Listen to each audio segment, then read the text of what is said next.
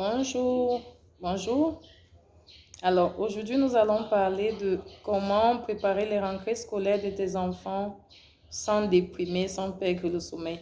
Car je sais qu'en cette période de l'année, il y a beaucoup de parents qui ont perdu le sommeil justement et se demandent comment je vais faire, qu'est-ce que je vais faire, qui est-ce que je vais appeler pour que les enfants retournent à l'école. Chers parents, je voudrais qu'on sache que tout dans la vie est question d'une bonne organisation. Il ne suffit pas de rester là à se morfondre à la dernière minute ou de se plaindre, surtout qu'en cette période, il y a souvent énormément de plaintes. Le papa des enfants, il a disparu, il ne décroche plus. Voilà, organisons-nous, organisez-vous et vraiment, tout sera plus facile pour vous. Alors, quelle est mon astuce par exemple? Dès le mois de janvier, j'inscris chacun de mes enfants dans une cotisation de 10 000 francs et je m'arrange à ce que ces cotisations soient programmées au mois de juillet et d'août. Donc, au mois de juillet, lorsque je reçois les premiers 120 000 francs, je vais à l'école de l'un des enfants et je verse la totalité.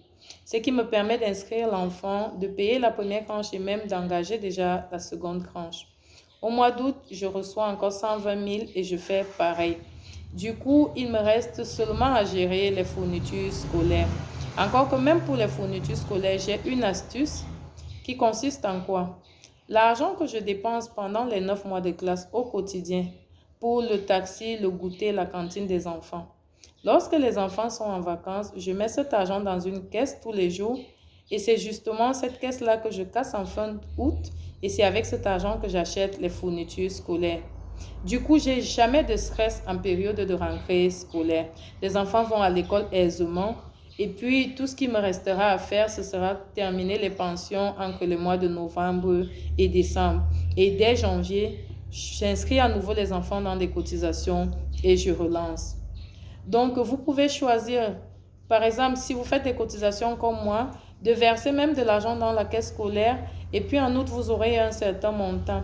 Vraiment, c'est une petite somme d'argent que vous déposez comme ça tous les jours, mais qui, au mois d'août, vous aidera parce qu'elle sera devenue une grosse somme d'argent.